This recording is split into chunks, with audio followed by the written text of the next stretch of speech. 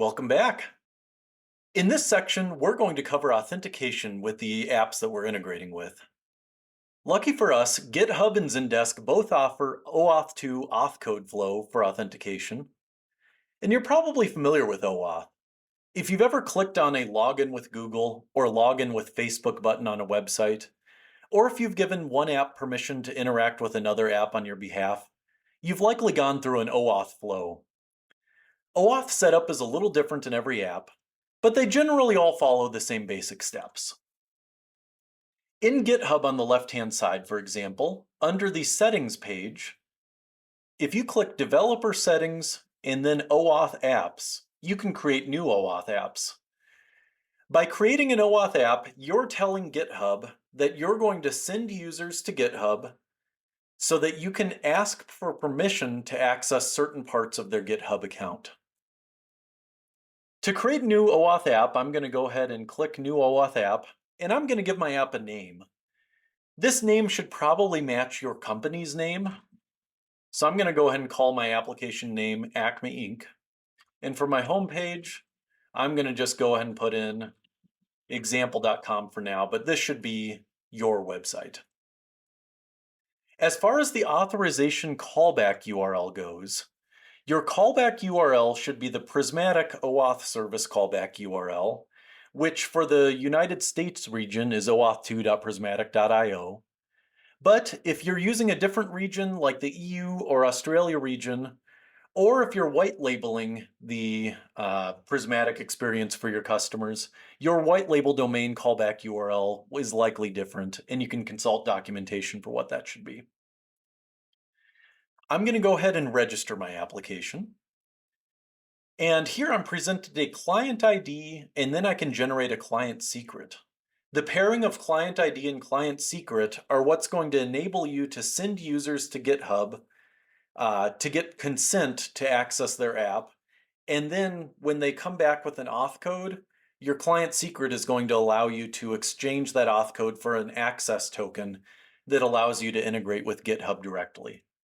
So I'm going to go ahead and generate a new client secret along with my client ID.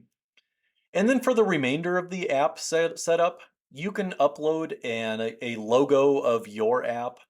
You can also add a bit of a description about what your app does, etc. But I'm going to go ahead and leave that blank for now. So let's test out authentication in Prismatic. So I have a blank integration, and I'm going to go ahead and add a GitHub action.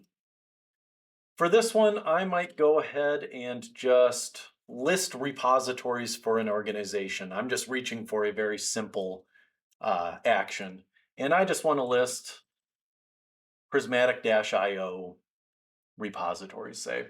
The action's not really important here, but what is important is in our configuration wizard, we now have a GitHub connection. Within my GitHub connection, I can be asked for several things, including scopes, where I'm going to ask for the repos scope.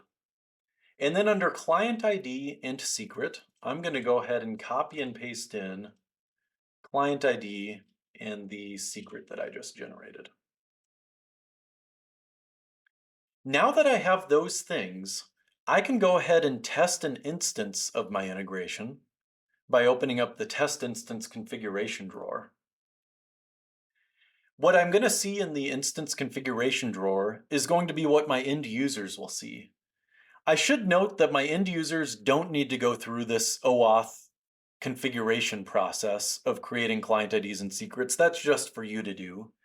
What your end users will see is a simple connect button where they click connect and then they consent to give you access to certain aspects of their GitHub repository,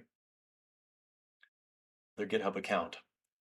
So we got redirected over to Prismatic, authentication complete, and now we see that Prismatic was able to successfully exchange our auth code for a token. So now that we're authenticated with GitHub, we can run a test of our integration. And hopefully we'll get some green lights. Here we go. And now I'm running an action using the credentials that I've passed in. Um, so looking at this, I see that there are several repositories for Prismatic IO. So my integration is able to integrate and interact with the GitHub API at this point. The Zendesk API is going to be very similar to that. I'm going to go ahead and pop open Zendesk, and under Apps and Integrations, you can click into the Zendesk API OAuth clients to create a new Zendesk OAuth app. I'm once again going to call this something like Acme Inc. You can give it a short description and a company name. And rather than calling it a client ID, Zendesk calls it a unique identifier, but the concept is still the same as GitHub. You're going to generate a client ID. You're going to provide an OAuth redirect URL. I'm going to go ahead and just copy that from the other one. And then we're going to get a secret back out. So once again, I'm going to go ahead and add a very simple Zendesk step. Let's say the list ticket step. Under my configuration wizard, a Zendesk connection has been added. And I'm prompted to provide my authorized URL and token URL. Zendesk is kind of novel insofar as they have unique authorized and token URLs for who's asking for permissions. So you'll need to provide those access, authorize, and token URLs. Scopes look good, read and write. Zendesk scopes are pretty simple. And then Zendesk calls client ID a unique identifier, but I'll paste that in. And then just like GitHub, I'll go ahead and paste an authorization secret on in. So once again, I'll go ahead and save my integration. This time I'm going to open up the instance configuration wizard once more. My GitHub connection is still connected. My Zendesk connection is not yet connected. So I can go ahead and click that single connect button. And now, just like GitHub, I run into a consent screen saying, do you want to allow Acme Inc. to be able to access your Zendesk account? Yes, I sure do. And then we see the same authorization complete page, and now our Zendesk connection is successful. So we can go ahead and test our full flow now with both the GitHub action and the Zendesk action this time. And we can see that the Zendesk action, the list tickets action, is indeed returning a series of tickets with some titles and bodies and that sort of thing. So at this point, we've gone through the OAuth flow, we've configured a test instance, and we're ready to start building our integration. We can interact with both the GitHub and the Zendesk APIs. And in the next video, we're going to look at how to receive GitHub webhooks and then process that data and ship that data on over to Zendesk and vice versa. So check out the next video for more.